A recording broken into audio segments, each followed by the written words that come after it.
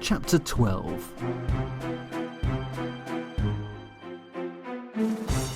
So, how was your journey, Lara? Oh, good thanks, James. Very comfortable. Plenty of leg room? Oh, goodness, yes. Much more than I usually get. Well, that's first-class travel for you, Lara. I was glad Lara had had a comfortable journey down from London on the train. It was important to look after the talent, and Lara was undoubtedly very talented. We knew that this was the case when Steve and I first auditioned her for the role. We had also watched her being talented on TV and read articles in newspapers and magazines that emphasised just how talented she was. All in all, we were very pleased to get her attached to the film due to her innate talent. It was a shame, then, that in every conversation I had with her agent, Patricia Hughes at Winberg Talent, Patricia wielded this fact like a head-cleaving broadsword. Of course, Lara's very talented, James. Well, yes, she is.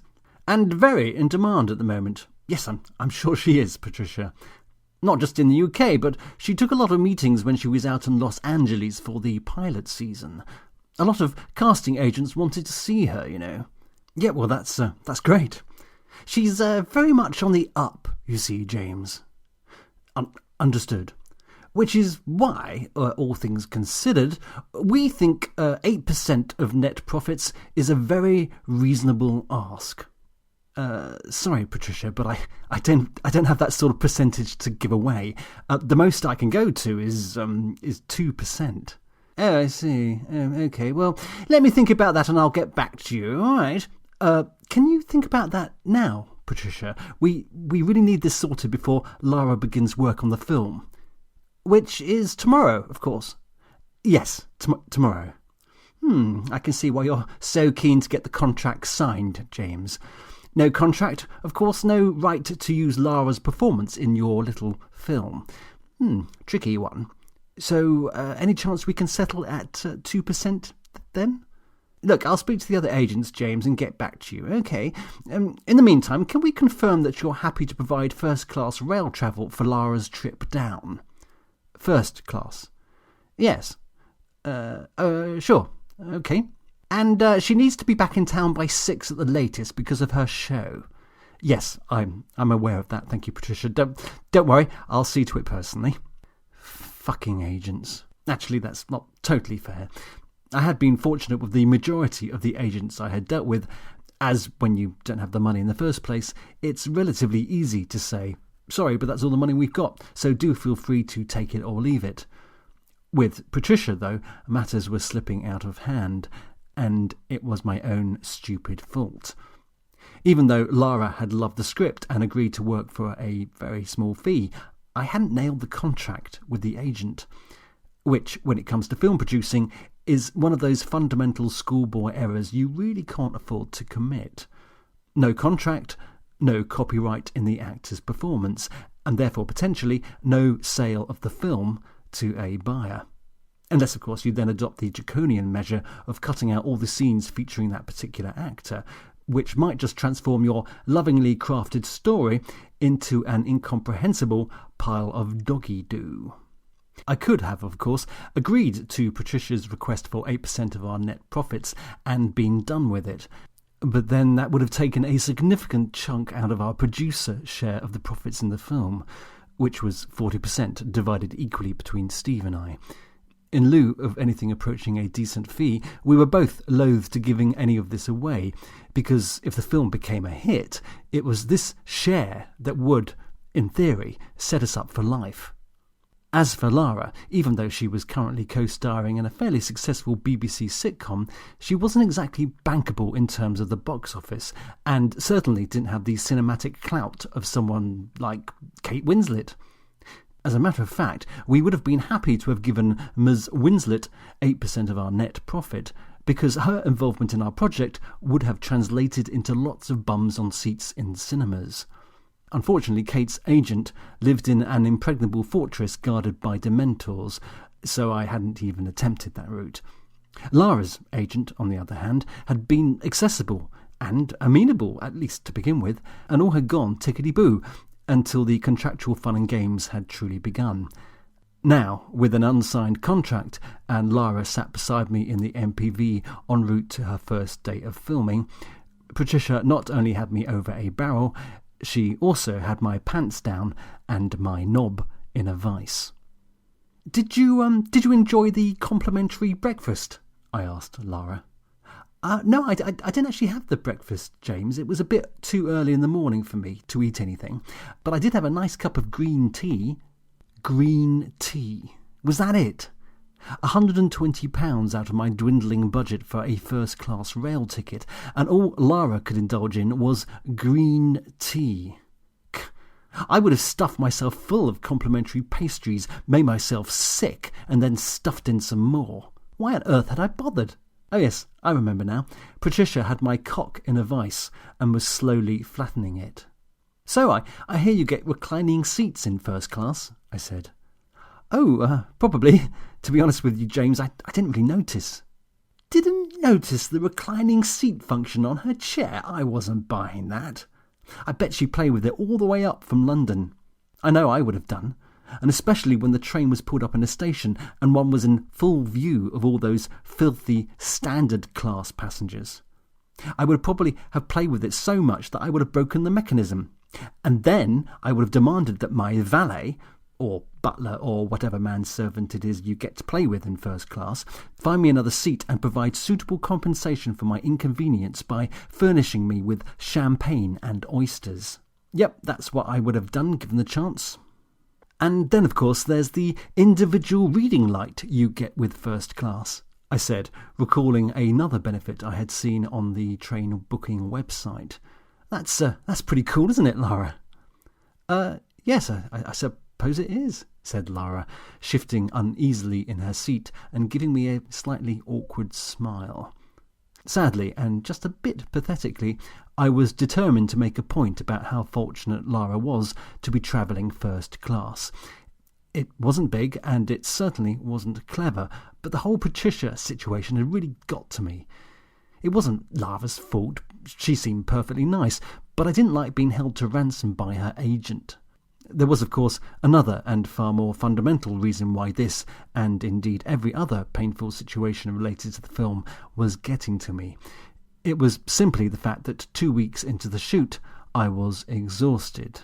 For 15 hours a day, I was running on a toxic blend of high-octane adrenaline and manic, gut-rotting fear. And what sleep I did manage to get was peppered with ghoulish nightmares in which large trolls with big clubs would chase me around my bedroom. In terms of the filming itself, nothing had gone drastically wrong so far, but we were slipping further and further behind schedule. So much so that it was now very doubtful that we would complete the film in the allotted 3 weeks. It didn't help matters that Danny and Steve were continually at loggerheads, with Steve attempting to up the tempo on set by applying his bish-bash-bosh directing technique, while Danny yanked hard in the opposite direction as he strove to painstakingly compose every shot as if he were Vermeer. It was a major clash of creative methodology that was regularly plunging the set into acrimony and ultimately slowing the whole filmmaking process down. Ironically, when we interviewed Danny for the role of cinematographer, we had made a big point of emphasising the need for speed on the shoot. At that time, Danny had assured us that he totally got this and it wouldn't be a problem. This had proven to be a complete crock of shite. With everything in full swing, or juddering to a halt, depending on the prevailing mood on set, Danny had morphed into Peter Greenaway and was demanding aesthetic satisfaction on even the most prosaic of shots. For my part, I would increasingly find myself acting as a one-man United Nations peacekeeping force and dash onto set to try and quickly settle disputes. To add to my overall state of knackeredness, I was also feeling horribly guilty. One of my best friends, Mike, was getting married that day, and despite all my reassurances to him during the week that I would absolutely, definitely, without question, be there to act as his chief usher, I had blown him out. In my defence, I had, until only a couple of days earlier, been intending to go, But then, during an emergency production meeting with Steve, Diane and Lucy, it had been decided that we had no choice but to try and make up some time by shooting on the Saturday. To make matters worse, when I did finally pluck up the courage to speak to Mike, I somehow managed to empty a whole tanker load of fuel onto the fire. Hi Mike, how are you? Yeah, fine thanks James. We missed you at the stag do. Shame you couldn't get down last week. Yes, it would have been great, but, just had too much to do in preparation for the film. Sure, so how's that all going, James? Oh, okay, thanks. I'm pretty much fucked all the time, but we're getting there. So anyway, how about you? Excited, I imagine? Yeah, excited, nervous, with the occasional moment of being shit scared. I just really want this big day to go smoothly, James, Anyway, did you get the itinerary I sent through to you okay?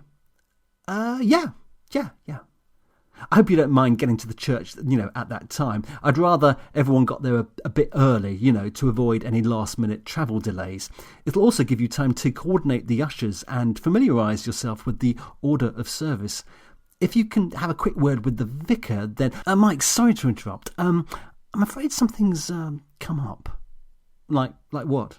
Well, you see, I can't make it. What? Well, you see, the thing is, we're now shooting on Saturday. Oh, for fuck's sake, James, you said you'd keep it free. Yeah, but you see, the thing is, we've now slipped behind schedule. Slipped behind schedule? Who gives a fuck, James? Well, I do, actually. It's my fucking wedding day, mate, the most important day of my life. How could you let this happen? Look, I'm really, really sorry, Mike. It's kind of out of my control. But you're the fucking producer, James. It should be in your control. It's not quite as simple as that. Oh, really? That's like a pilot saying he's not in control of his own fucking plane. Well, actually, that's an interesting analogy, Mike, because even though I am indeed the pilot, sometimes, forces outside your control, like mechanical failure or tropical storms can... Don't give me that bollocks, James. You've ruined my day. That's what you've done here. Oh, I think that's a bit of an exaggeration, Mike. Oh, you think so? Yeah, I mean, it's not as if I'm your best man. What the fuck? You're my chief usher, James. Yeah, but it's not really what could be described as a key role in a wedding, is it? What are you saying exactly, James? That I should have chosen you over my twin brother to be best man? Is that what you're saying? Hey, steady on, Mike. Of course that's not what I'm saying. I'm just pointing out that, you'll probably be fine without me. In fact, I'm sure one of the other ushers will be chuffed to pieces to get a promotion, as it were. You're fucking unbelievable, James. Do you know that? Look, Mike, I'm genuinely so sorry about this. And, I hope that you both have a fantastic day. Yeah, well, I hope your fucking set burns down. It wasn't exactly a pleasing exchange between us, and I hoped that in time Mike would come to forgive and forget. On reflection, I probably could have done a better job of apologising if I hadn't been a bit more focused on the task. Problem was, when I made the call to him, I was in a pound shop looking for a suitable replacement for a large yellow mug that some dyspraxic actor had broken. Unfortunately, the mug had featured in quite a few shots, and as this turned out to be the only large yellow mug available to us, and Amy, our props girl, couldn't drive, I had been forced to drop everything and speed off to the nearest town to find another one. So, to be fair, not only was I distracted when I made the call, I was also in a bit of a pissy, shitty mood. Still, I now fervently wished that I hadn't been so cack-handed in response to Mike's anger. Of course he was going to be mightily pissed off with me. It was his big day, and he wanted me to play a central part in that. Compared to the life-changing significance of his wedding, my filmmaking venture must have seemed like a passing sideshow, entertaining in a light balancing a stick on your forehead while riding a monocycle kind of way, but not the stuff of weight and import. So why did I even entertain the idea that he, or anyone else for that matter, would get it in regard to my slavish obsession with the film? How was Mike to know that for me making this film wasn't about getting my name in lights or impressing my mum or even making lots of money? It was about something far more essential to my soul. What this something was, I hadn't got a fucking clue, but like the ring in Lord of the Rings, it was a force that had taken possession of me many moons ago and wouldn't now let me go.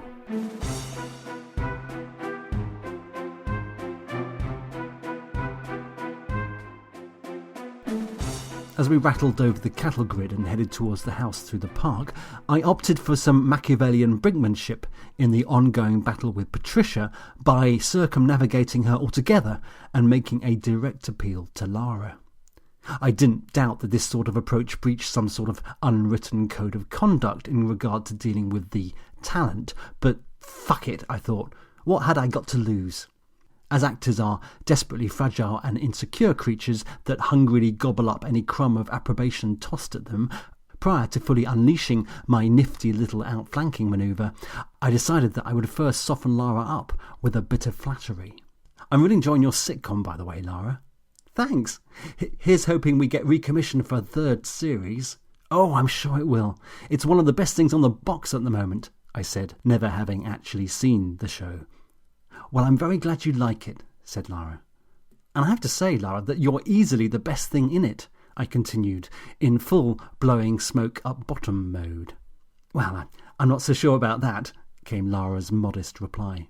No, really, you've got fantastic comic timing, and your deadpan ripostes are hilarious. Lara went a satisfying red colour. Gosh, that's very sweet of you, James, she said. So she did do deadpan ripostes. That was a lucky bit of bollocks on my part. Steve and I are really pleased and excited to have you on board, Lara. So ended the barrage, and before the smoke could clear, time for the main assault. It's just a shame that we can't get your contract nailed down. Don't get me wrong, Patricia is lovely and only has your best interests at heart, I'm sure, but you see, we reached this impasse over the matter of profit share. Right, well, I try not to get involved in all that sort of things. I'm sure you'll work something out with Patricia. But that's the problem, Lara. We just can't seem to get over this particular stumbling block. Thing is, if we give you a cut of net profits, then we'll have to give a similar cut to all the other principal actors. Otherwise, it just wouldn't be fair to them. Oh, I see, she said thoughtfully. Ha! My argument was working. Her flank had been turned, and full capitulation was surely now only a matter of moments away. Well, why don't you do that then? She said. Sorry, do what? Give everyone an equal cut of profits? Well, because if we did that, Lara, it would, drastically reduce our producer share, I said. So you'd get less money? Well, yes, a lot less. Right, so it's not so much a matter of being fair to the other actors as making sure you protect your own profit. Kaboom! Went my petard as I was well and truly hoisted. Look, I'm not being greedy here, I said, trying very hard not to sound greedy. It's just that Steve and I have put in a huge amount of work to get this film up and running, and we do think we deserve the potential payoff. Well, like I said, probably best if you talk this all through with my agent, Patricia, said Lara. In the uncomfortable silence that followed, I had time to dwell on the fact that not only had I completely underestimated Lara, but I had also grossly overestimated my own skills in the cunning and craftiness departments. On top of this, what if Lara told Patricia about my fumbled attempt at getting around her? What if Lara brought up the whole issue of profit share with the other cast members, and what if this then prompted them to try and renegotiate their contracts? Could they do that? Were we, in fact, being greedy bastards by ring-fencing our 40% cut? Would everyone end up hating me? Would all the actors quit, production grind to a halt, and my investors sue me for gross fuckwittery and general ineptitude? God, I really needed to get a grip. Still, only another 15 hours of slugging it out amongst the mud, barbed wire and mustard gas, and I would be free to slip back to London for a little R&R. Are you right, James? Said Lara. Me? Oh, yeah, fine, thanks. Just mentally gearing up for today's shoot. So, do you have any then? Sorry, have any what? I said, realising that during my latest bout of fretful introspection I had inadvertently zoned Lara out. Green tea, What, on me? No, on location. Oh, yes, I said, with ludicrous optimism. I'm sure we have some. Funnily enough, we did have some green tea. But what we didn't have that morning, however, was a chef. Kevin's not here, said Lucy, swinging open the driver's door while I was still in the process of parking up in front of the house. And good morning to you too, Lucy, I said, aborting my attempt to park neatly and yanking on the handbrake. Lucy, this is Lara. Oh, hi Lara, hope you had a good journey, said Lucy with a perfunctory smile and a hasty nod. Yes, thanks. Oh, and wow, what an amazing location, declared Lara. Lucy and I both turned to look at the towering columns of the vast Palladian mansion. It was certainly an impressive frontage, but sadly one that no longer prompted us to gasp with awe. Gasp with dread and foreboding, perhaps, at the thought of the inevitable production horrors that waited in ambush for us, but definitely not awe. I was pleased, though, that Lara was suitably wowed and hoped that this might erase all memory of our talk concerning contracts, net profit share, and the abundant privileges of first-class train travel. Don't worry, Lucy, I said, struggling to subdue a niggling thought that had popped into my head. I'm sure Kevin will be here soon. He's probably just stuck in traffic. What? Stuck in traffic at 8 o'clock on a Saturday morning? He only lives just down the road, James. Well, maybe he had to pop into Oxford to pick up some fresh herbs or something. Fresh herbs? It's only breakfast, James, and he's hardly Raymond fucking Blanc. Calm down, Lucy, I hissed in reproach. Let's address this situation properly once we've got Lara settled in, shall we? By now, Lara had exited the car and was busy taking pictures of the house with her phone.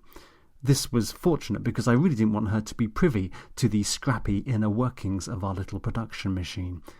It really irked me that Lucy had to be so bloody noisy about everything, particularly when something bad was brewing up. My niggling thought about our AWOL chef wasn't going away, and as the three of us made our way to the green room via the resonating vaulted corridors of the ground floor, the nebulous niggling began to solidify into a big, fat, nasty realization. I think I might know why Kevin isn't here, I said to Lucy. Really? Yes, but don't worry about it. I'll get it sorted. Lucy shot me a piercing glance. You've fucked up, haven't you? She said. Yeah. Right. Well, my guess is you didn't tell Kevin we were shooting this Saturday. Am I right, James? Yeah. So the culinary cavalry will not be making an appearance anytime soon then, she said, really finding her acerbic stride. No. So where are you heading now, then? I'm going to the, green room. Lucy grabbed my arm and brought me to an abrupt halt. No, James, you're not going to the green room. You're turning round and going back to the car and driving off to the nearest shop to buy breakfast for 30 cast and crew. Right, I said, turning round and trudging off back down the corridor.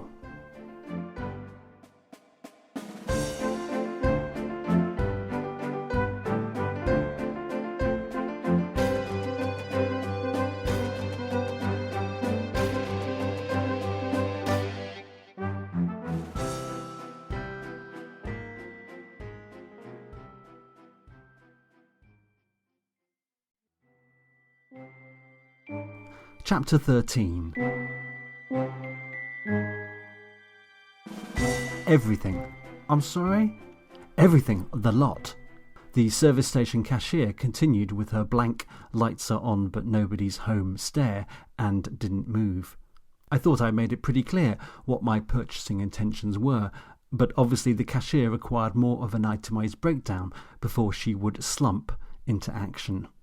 I'd like all of it, please. The croissant, the pain au chocolat, the sausage rolls, the... I waved a finger in the direction of some pastries, whatever those things are. Pecan and maple Danish, she said in an impassive monotone. Right, yes, those as well. How about the glazed apple Danishes? Yep, those two. The cashier picked up a pair of metal tongs and began knocking out an annoying rhythm with them. And the cheese, tomato and bacon wraps, she continued. Tempted as I was at this point to unleash a burning lava flow of invective in the cashier's direction, I managed to bridle my tongue and gave her a tortured, please, instead.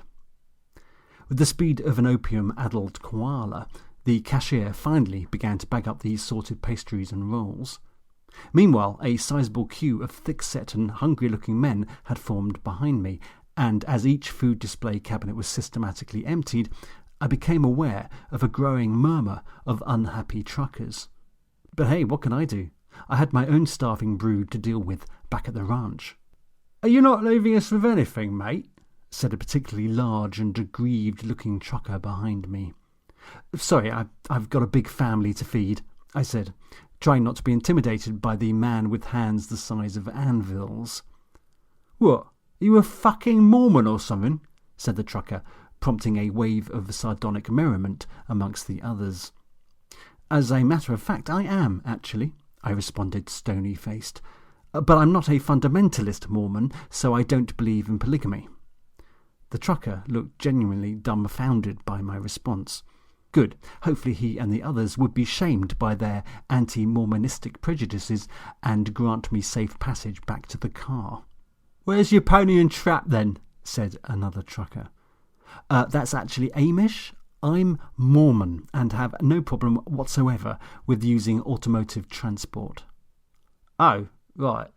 In the face of a potentially sticky situation, my abrupt and some might say self-serving conversion to the Church of Jesus Christ of Latter-day Saints was working a treat.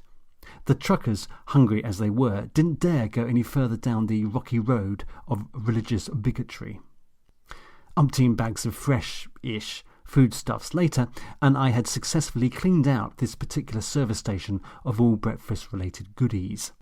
All I had to do now was to race back to the house and refuel the troops. I'd been gone for 45 minutes now, which was plenty enough time for the crew to have taken matters into their own hands and raided Sir Hugh's larder. It was a worrying thought, and I half imagined returning to the green room and discovering Toby roasting a pheasant on a spit, or, worse still, one of Sir Hugh's peacocks. As I attempted to ease the MPV out of the garage forecourt, I began to sense that something was fundamentally awry with the vehicle. I was no mechanic, but the steering felt uncomfortably heavy all of a sudden. Furthermore, I noticed that the trucker with anvil-shaped hands was pointing at my front near-side wheel and mouthing something along the lines of "wheel" and "fucked." He was also looking decidedly cheery. I stopped the car and got out to investigate. As it turned out, the trucker's diagnosis was spot on. The tyre was well and truly fucked. "Big hairy bollocks," I muttered while giving the wheel a good hearty kick. The trucker, basking in schadenfreude, lingered for a moment to watch me vent my spleen. "All right," I said, staring defiantly back at him. "Yeah, you?" he chuckled, full of the joys of karmic retribution. I parked up and set about trying to locate the car jack. I had never changed a tyre before, but I had a strong notion that a car jack was somehow involved. The problem was, when I finally managed to rip open the panel that housed the spare wheel, the jack wasn't there. My phone rang. It was Lucy. "How are you getting on?" she said. "Well, the good news is that I've bought enough food to feed a small army." There was a pause as I sensed that Lucy really didn't want to hear where this was leading. "And the bad?" she said finally. "I've got a puncture and I can't find the car jack." "Fucking fantastic," said Lucy. "Yeah. Tell me about it. I don't suppose you've got any idea where the jack might be. Have you tried looking under the chaise longue?" "The chaise longue?" "Yes, you know, that priceless antique lounger we broke on the first day of shooting." "Oh, that chaise longue. Shit, I'd forgotten we'd used the jack on that." I shuddered as I recalled the damage we had inflicted on the 18th century seat. I then shuddered some more as I recalled the additional damage we had inflicted on the seat while attempting to cover up the original damage. "Look, Lucy, can you drive out here with your car jack? I'm at the service station on the A34. It'll only take you 20 minutes. Can't you just borrow a jack off someone there?" I looked over to where Anvil Man had been joined by a number of the other hungry truckers. They were all staring at my punctured tyre and grinning. Somehow I couldn't imagine any of them giving me a helping hand. "I don't think it's going to be very easy borrowing a jack, Lucy." "All right, I'm on my way."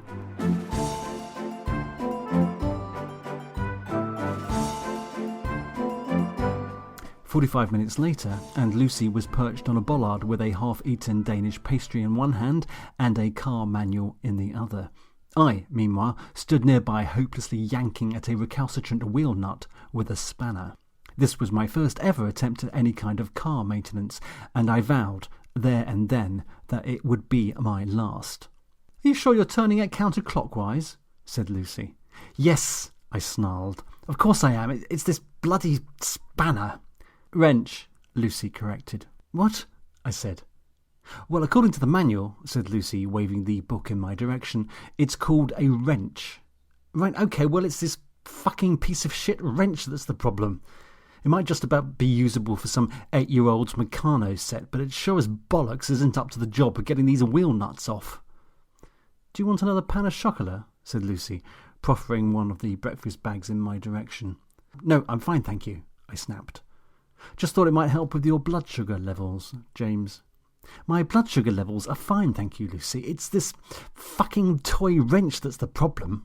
"Well, according to the manual," continued Lucy, "if you're having a problem loosening the nuts, then it might be worth using a cross wrench, as this provides more torque, apparently." I put my futile, sweaty exertions on hold and turned to face Lucy. "Do you even know what a cross wrench is, Lucy?" I said. "Nope, but I thought that you might." "What, because I'm a man?" "Oh, yes, exactly. Look, Lucy, just because I'm a bloke, it doesn't mean I'm genetically programmed to know how to wield power tools." A small wrench is hardly a power tool, James," squealed Lucy in an explosion of laughter and Danish pastry flakes. It was a rare treat to see Lucy laugh. Well, it would have been a treat if I hadn't been so possessed of such a disgustingly foul and mean-spirited mood by this point. I had, in fact, only seen Lucy laugh once before, and that was on the first day of pre-production, when she had attempted to squeeze onto one end of my tiny desk in my equally tiny box room. After banging laptops, knees, elbows, and finally heads, the ludicrousness of our restricted workspace had prompted her to collapse into a fit of unbridled giggles. Far from being irritated, I had embraced such carefree joviality in my new co-worker and inwardly rejoiced at the prospect of us both giggling and guffawing our way through the coming weeks of filmmaking. Oh, what joyous japery and boundless quippery we would have together! Not only would we be creating a classic film that would, undoubtedly, find its rightful way into the pantheon of cinematic greats, but we would also be having such a terrific lark making it. Extraordinary, really, how utterly, deeply, and over-fucking-whelmingly wrong one can be sometimes. "For Christ's sake, this sort of thing just isn't in my skill set," I squawked. "I'm meant to be doing film producer stuff. I'm meant to be on the set overseeing the creation of a motion picture, but instead where do I find myself? Here, on the forecourt of a fucking petrol station covered in grit and oil." "You're not exactly covered in oil, James," said Lucy, struggling to contain her mirth in the face of my rapidly evolving tantrum. "You've just got a little bit of muck on your hands, that's all." Resisting the temptation to knock Lucy off her bollard and force-feed her the car manual, I turned my attention back towards the wheel. "Right, you little fucker, it's show time." Using both hands and putting all my weight behind the wrench, I started to bounce up and down on the tool. "Come on, you utter cunt," I shouted at the immovable nut. "Go steady there, James," said Lucy, visibly alarmed by the manic fervour I was employing in my latest assault on the wheel. "It's not worth spreading your wrist over." But she was wrong. It was worth spraining my wrist over, because I sure as hell hadn't slogged my way through 10 days of filming, and 10 weeks of pre-production, and 2 years of development, and 15 years of floundering around in a rudderless ship piled high with rotting ambitions, to now be defeated by a sodding bastard nut. I was like a pugnacious reveller on a Friday night in Grimsby, totally wired up for a fight with whoever, or whatever, stood in my way. If that obstacle happened to be a wheel nut on a 2013 Ford Galaxy, then so be it. It didn't matter, for I now understood what it would take to get this film completed. dogged perseverance verging on barking mad obsession, verging on white-knuckled frothing-at-the-mouth tenacity. Indeed, the sort of deranged tenacity that a terrier displays when it refuses to unlock its teeth from someone's ankle, even though it is simultaneously having the living crap kicked out of it. "Hey, I think it's starting to shift," I called out, sensing victory. At which point the wrench sprang out of my hands and I fell headfirst into the wheel arch. "Are you right?" said Lucy, jumping up and hurrying over to me. I'm fine, I protested, waving her away, though I think I might just sit down here for a moment and get my breath back. With the support of the car behind me, I slowly eased myself down onto the tarmac. "You've cut yourself," said Lucy, pointing at my forehead. "Have I?" I said, feeling for the wound. "Ah, yes, so I have." I noticed a smudge of blood on my fingertips. "Look, don't move and I'll go and get the first aid kit out of my car." "Listen, Lucy, don't worry about me. I'm sure it's only a scratch." "You virtually head-butted the car, James. You know, you might even have concussion." Lucy's concern for me was rather touching and, truth be told, pretty unexpected.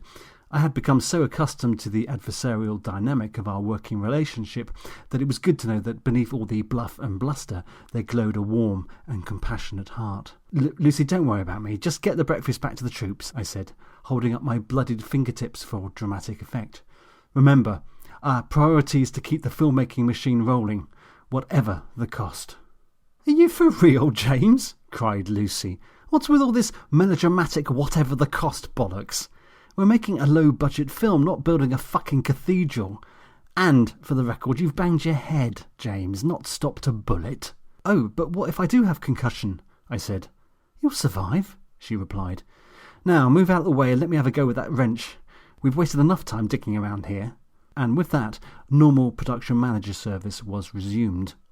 Holding a tissue to my head wound, I walked over to Lucy's polo to see if I could dig out a suitably large and heroic-looking bandage from her first aid kit. On the way, my phone rang. "Hello?" "Hi, James, it's Carol here." Oh, right. Hello, Carol," I said, completely nonplussed. "How's the filming going?" Fine, thanks." "So, have you had time to talk to your director about a possible role for me in your film?" said Carol. "I've phoned you a few times this week, but you've obviously been too busy to answer." I inputted Carol, actress who I might have had a drunken flirt with, into my mental search engine, but nothing came up. "Not yet, no," I replied. "It's just that if you do sort me out a part, then I'll have to give my landlord sufficient notice to cover my shifts." "Oh, barmaid Carol.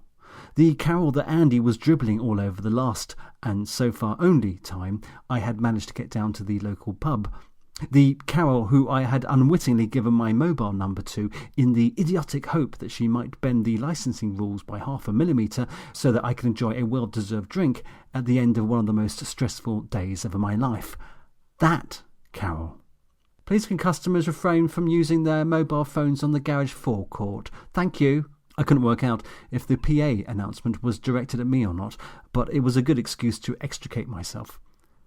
"Look, Carol, it's a bit tricky to talk right now." "Oh, right, shall I call you back later then?"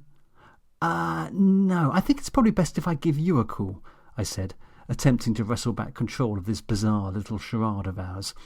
Really, I should have just told Carol there and then that there wasn't ever going to be a role for her in our film. It would certainly have been the simplest and most effective way of dealing with the situation. But instead, I left the door wide open with a big stalker's welcome sign above it as I continued to say, "I'll need to run it past the director and my production manager first, Carol, to get their angle on it." To get their angle on it? What on earth possessed me to say that? I knew what Steve's angle would be. "No, James, I can't see any role that the local barmaid could play in the film. We're fully cast, and even if we weren't, she's a barmaid, James." Why do I have to be so pointlessly and excruciatingly polite about things like this? Why couldn't I just throw off my uber English shackles and say, "I'm sorry, Carol, but we don't have a role that is suitable for you"? Geez, not exactly a tricky sentence to deliver. "That's brilliant. Big thanks for that," Carol gushed. "I'll be in touch." Well, actually, like I said, it's best if A screech of feedback from the PA obliterated the rest of my sentence. There then followed the sound of someone tapping the microphone and mumbling, 1, 2, 1, 2, before announcing, "Could the gentleman standing by the blue polo please refrain from using his mobile phone on the forecourt? Thank you." I estimated that I was a good 30 feet away from the pumps, which, by my humble reckoning, put me way beyond representing a clear and present danger to the petrol tanks. Arguably, as I now sported a small head wound, there was the possibility that the cashier mistook me for a mentally unhinged former member of an elite US Special Forces unit skilled in all manner of urban sabotage. So, to reassure him that I wasn't, in fact, Rambo, I gave the cashier a big jolly wave, and then, in true Marcel Marceau style, performed an exaggerated impression of a suitably chastised man hanging up his phone and tucking it away safely in his coat. To round things off, I then took a big, "yes, I am now really taking the piss" bow. When I stood back up again, I caught the eye of a short, stocky man in a high-visibility jacket walking slowly away from the garage shop towards the lorry park. I couldn't help but notice that he was watching me with an interesting mix of savage disdain and filthy contempt. Perhaps, I considered, this just happened to be his default face. Some people have happy smiley faces, whereas others are born with "I'm going to fuck you up" faces. Maybe he just possessed the latter version. But then I caught a glimpse of his hands. They were disproportionately huge. Shit. What if he was related to the anvil-handed trucker? And what if the latter had shown him some incriminating photos of me swarming like a rampaging locust through the cafe? What if hell hath no fury, like a trucker deprived of his breakfast? I watched the short, scary trucker clamber back into his cab and drive off. I really, really hoped that he wouldn't be popping up in my rear view mirror any time soon. A couple of minutes of foraging later, and I found the first aid kit. After checking myself out in the vanity mirror, I was slightly disappointed to discover that the cut on my forehead was more modest than I had first imagined. Still, if I smeared the blood about a bit, then it did look quite dramatic. Perhaps not winged by a bullet from an AK-47 assault rifle dramatic, which would have been cool, but hopefully enough to gain some collective sympathy. The crew weren't overly chuffed to be filming on the Saturday. Danny, for example, was livid. Quelle surprise.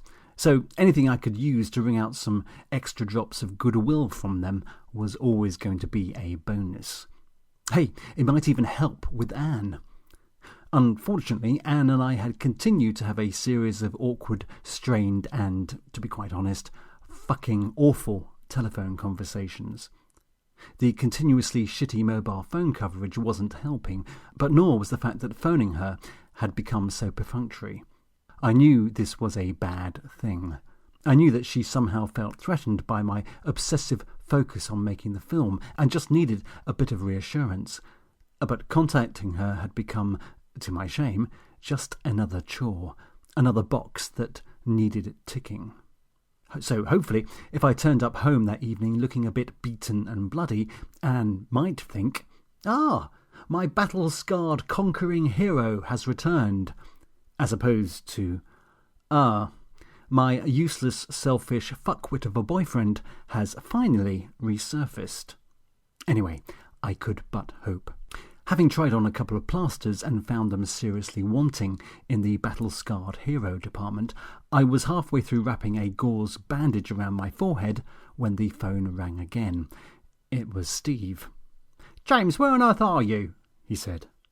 "Still at the garage, Steve. I got a puncher and then I couldn't find the car jack. So Lucy brought one down. But then I banged my head trying to get the bloody wheel knots off, so now..." "Well, I could really do with you here right now," said Steve, interrupting me mid-prattle. "Danny's refusing to set up for the first shot." "Don't worry, I'm going to send Lucy back with breakfast as soon as..." "You know what Danny's like, Steve. I'm sure he'll be more amenable with some grub in him." "It's not lack of food that's the problem, James. He, along with everyone else, has already had breakfast. The problem is he's being particularly prima donna-ish today, and it's driving not just me, but everyone else as well, completely bloody nuts." "Hang on a minute," I said, struggling to compute something that Steve had just glossed over. Did you say everyone's already had breakfast? Yeah, we got fed up with waiting for you, so Andy popped down to Sainsbury's and got some nosh.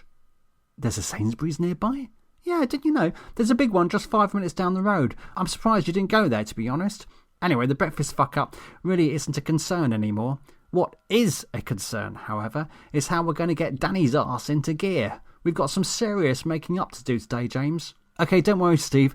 I'll be back as soon as I can. I looked into the vanity mirror and saw what appeared to be a Sikh gentleman staring back at me. Actually, maybe more like a trainee Sikh with very poor cloth-winding skills, as the turban-type thing I had created on my head wasn't quite cutting it as either a religious headdress or a first-aid dressing. It was marginally less ridiculous than the pantomime pirate beard that I had worn on D-Day, but that really wasn't saying very much. Mind you, this physical manifestation of ridiculousness complemented perfectly the prevailing wind of pointlessness that now howled around inside my head. Andy had got breakfast. If I had had even a trace element of humour left in me, I would have fairly shat myself with laughter at this irony. As it was, my comedy cupboard, like the food shelves in the service station, was bare. So again, for the cheap seats at the back, Andy had got breakfast. I looked over to where Lucy was finishing off changing the wheel. Clever girl. I desperately wanted to believe that my previous efforts had somehow loosened the wheel nuts, paving the way for her to steal my glory. But in my heart of hearts, I knew that I had even failed in achieving that. Some days just don't quite happen. By now it was 9:30 and therefore officially light, and yet with the sky a grubby shade of grey, it felt as if Saturday the 3rd of February just really couldn't be asked to make an appearance. It was a non-day, the sort of day that only a fool would try and make something out of.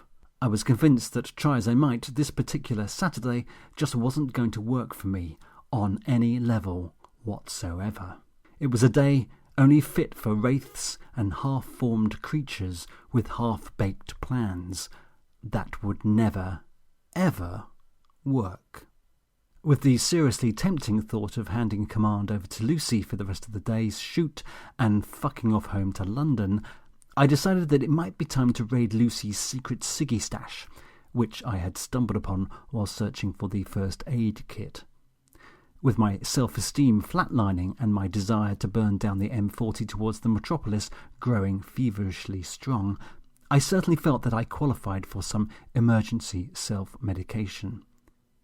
It was remarkable that since my failure to bum a smoke-off Don 2 weeks earlier, I hadn't already succumbed to the evil weed.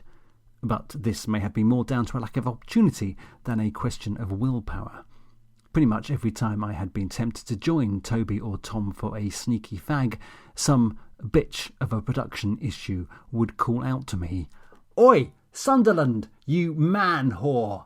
Get your ass over here and service me!" But I was now safely cocooned away in Lucy's car, a dozen miles away from the insatiable demands of a needy production. It was the perfect time and place to fall off the wagon.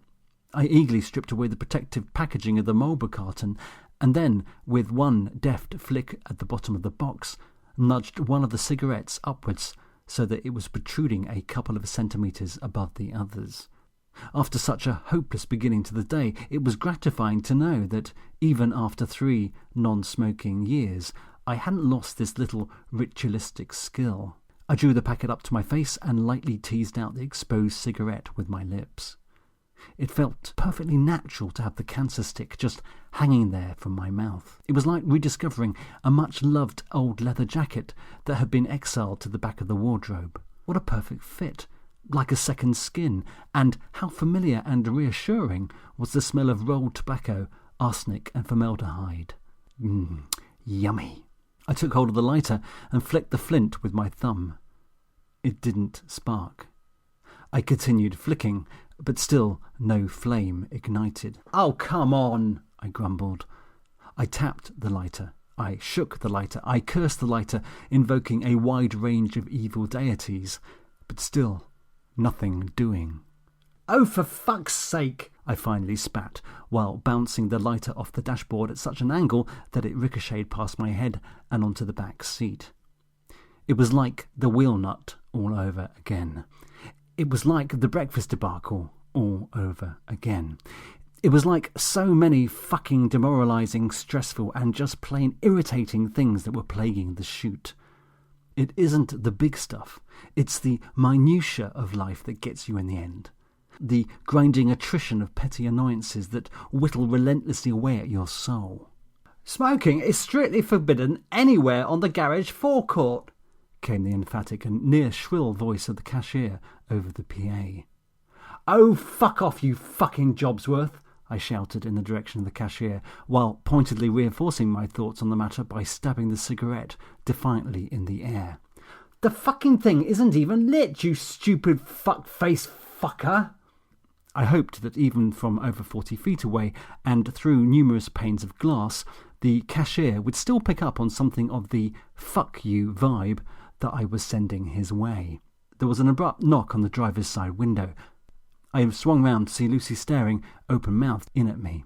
Having been on the receiving end of a number of Lucy looks in the last few weeks, e.g. the dagger look, the incredulous look, the incredulous dagger with the barely disguised contempt look, I was fairly inured by now to her repertoire of withering stares.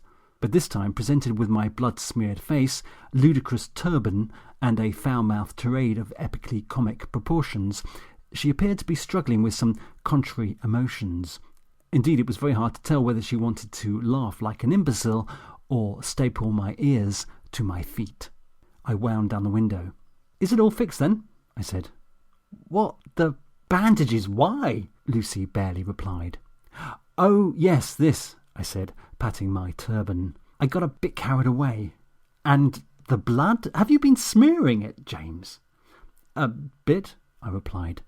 "Again, why?" I shrugged my shoulders like a surly teenager.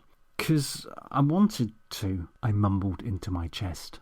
Lucy looked down and clocked the open packet of cigarettes. With the flick of an unseen switch, she moved seamlessly into dagger mode. "Hang on a minute, are those my emergency Marlboro lights?" Yes. Given how this morning's turning out, Lucy, I thought you wouldn't mind if I took one." "Fucking unbelievable," she said, slipping up a gear into incredulous dagger with the barely disguised contempt territory. "You haven't got another lighter, though, have you?" I asked. "I think this one's buggered." "No, I haven't," she screamed. "And anyway, this is a fucking petrol station, James. Do you really want to top this morning's fiasco off with a fucking fireball?" I was just about to point out to Lucy just how unlikely such an event would be, given my distance from the pumps, my safe isolation within the confines of the car, and the near impossibility of igniting petrol with a lit cigarette, when there was a knock on the passenger side window. I looked across and saw a young, spotty male in an ill-fitting yellow polo shirt and baseball cap. I wound down the window. "Hello, can I help?" I said. "Sorry, sir, but you can't smoke on the forecourt." Ah, this must be the cashier who had been haranguing me on the PA. I put his age somewhere in the low teens. "But look, Nigel," I said, having spotted his ID badge, "it's not lit." "But you were trying to light it, were you not?" said Nigel, sounding annoyingly grown up for someone whose balls were yet to drop. "Well, maybe," I replied, continuing with my stroppy teen impersonation. "But how would you know? Unless you've got a pair of bloody binoculars up there in your watchtower." "It's the CCTV, sir. It has zoomable capabilities," he replied with an intensely smug grin. "Zoomable capabilities? I'll give you zoomable capabilities," I snapped, incensed by the nerve of this young lad in his stupid Toy Town uniform. I desperately wanted to grab him by his cheap polyester collar and scream in his ear, "Don't you know who I'm going to be? I'm going to be a much-lauded, multi-award-winning film producer. And I'm going to be rich, do you hear? Rich!" But I didn't, thankfully. "James, let's just go, shall we?" said Lucy. "No, I demand to see the manager," I announced. "I am the manager," declared Nigel. "You're kidding, right? I mean, you're wearing a frigging baseball cap, for Christ's sake." "James, let it go, will you?" said Lucy. "We need to get back to base with this bloody breakfast." "Actually, Lucy, there's no rush. Andy's already sorted it." "What?" said Lucy. I reached over and retrieved the lighter from the back seat. Holding it up to the end of the cigarette, I began flicking the flint again. Despite being harassed from both sides now, I wasn't going to be distracted from my primary task, which was to reacquaint myself with the pleasures of smoking again. It was a modest ambition, but hopefully something that even I could achieve. "James, what do you mean, Andy sorted it?" continued a dumbstruck Lucy. I kept on flicking the lighter. "You really need to put that down, sir," demanded Nigel, reinforcing this request by a very deliberate turning round of his hat by a full 180 degrees. I wondered whether this was some sort of assertiveness ploy he had picked up during his training. I flicked the lighter. "Come on, God," I thought. "Give me a sodding spark."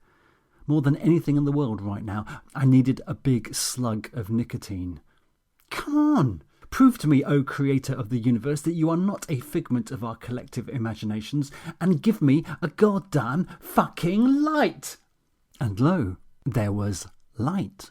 No, really, it was a bona fide miracle. All of a sudden, I was holding a divine spark in my hands. Perhaps my faux conversion to the Church of Jesus Christ of Latter-day Saints wasn't so faux after all.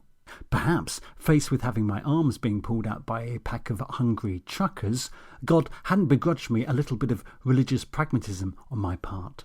"I'm warning you, sir, don't do it," said Nigel.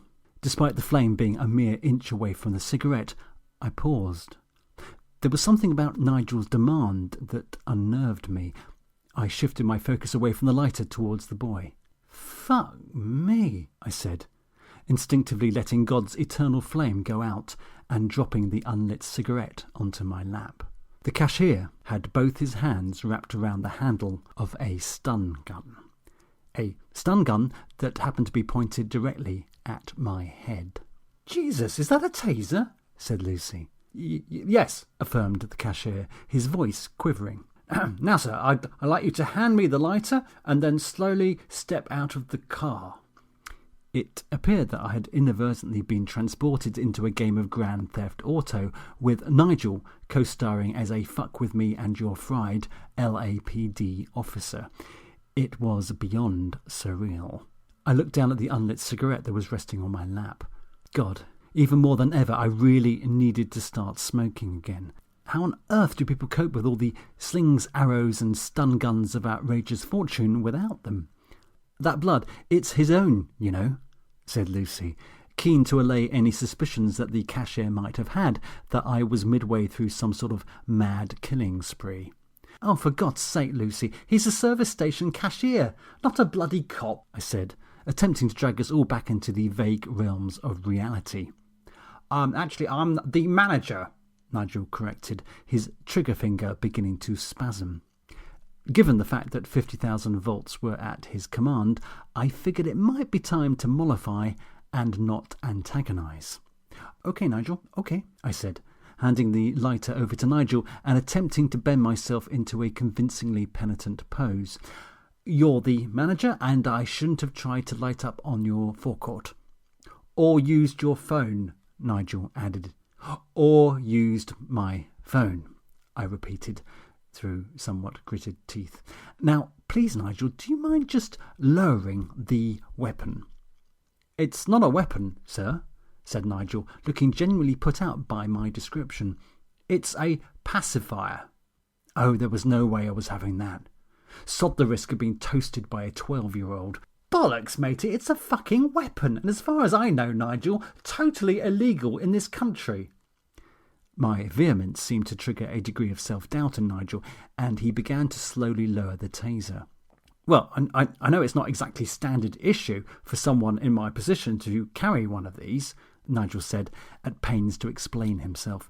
"But you see, we had a bit of a run-in with this customer not that long ago, and so I went online and—" "Are you taking the piss, Nigel?" I interrupted. Of course a taser isn't going to be standard issue for a service station cashier. You shouldn't be allowed anything more dangerous than a bloody blunt pencil. An image of the gun-toting extortionist farmer from a previous encounter flashed up in my head. I mean, for God's sake, Nigel, what is it with you country folk and all this fucking weaponry? Manager, shouted Lucy. The force and belatedness of Lucy's outburst surprised us all. This gentleman is the service station manager, James, not cashier, continued Lucy a little less loudly. Please give him the respect that he's due. Oh, I got it. Lucy was humouring the guy in an attempt to disarm him. Or at least I hoped that's what she was indeed up to. Thank you, Nigel said, grateful for Lucy's acknowledgement. You're welcome, she said. Nigel looked thoughtfully down at the taser for a couple of moments before looking back at me. Are you sure it's illegal? Yes, I answered, as unequivocally as I thought humanly possible. Nigel made a small, plaintive sigh. Right, well, I suppose I'd better not use it then. Probably for the best, said Lucy, looking extremely relieved. Nigel was halfway through tucking the taser safely away again when my phone rang. Instinctively, I pulled it out of my jacket to answer it. What are you doing? Said Nigel, bringing the taser back up into view. I looked at the phone. It was Anne. Look, I've just got to take this call, Nigel. I won't be a tick. James, can't it wait? Said Lucy, alarmed by Nigel's renewed antagonism. But it couldn't wait. For the first time in days, I actually had some decent reception on my phone, and I wasn't going to squander it. Fuck Nigel. Fuck Lucy's concerns about Nigel. In fact, fuck the film. Right here, right now, I had the opportunity to do the right thing and begin the process of repairing some badly damaged bridges. For too long, I'd let the film blind me to Anne's needs. The least I could do was put everything else to one side for just a few moments and give her the attention she deserved. I pushed the accept call button on the phone. Hey, Anne, how are you? I said, with an ebullience that seemed to confuse her. Fine, thanks, she answered, after a short delay. Hang up the phone, demanded Nigel, waving the taser in my face, or I really will discharge this device at you. Sorry, Anne, can you just give me a moment? I placed my hand over the speaker and turned to face Nigel. Nigel, will you please just calm down and just think about what you're doing for a moment? You must see that there's a far greater risk of you blowing up the garage using that thing than there is of me using this phone. You couldn't seriously dispute my logic, but by now Nigel had stepped over some invisible line and was no longer functioning in the real world. I wondered what had caused such a meltdown. Too much exposure to petrol fumes, perhaps, or maybe just too much exposure to the general public. If it was the latter, then he had my sympathies. At the risk of sounding misanthropic, humanity is fine, but only in moderation, and certainly best avoided if served up to you in a never-ending queue demanding crisps, scratch cards, and 25-gram packs of Golden Virginia. Anyway, at least I could take comfort from the fact that I wasn't the only one in danger that day of losing the plot. I'll count to 10, and if you haven't hung up, I promise you I will fire, said Nigel. Actually, this really wasn't worth it. Nigel was obviously teetering on some kind of colossal breakdown, and it just wasn't worth the risk of having my brain lobotomized. Time to wrap this up for good. Okay, Nigel, I'll hang up, I assured him. I took my hand away from the speaker. Sorry, Anne, but I've got to go. Oh, for fuck's sake, James, what is it this time? Has one of your precious actors stubbed a toe? Does your cameraman's arse need wiping? Actually, Anne, there's this service station cashier. Manager! Yelled Nigel and Lucy in unison. Sorry, service station manager.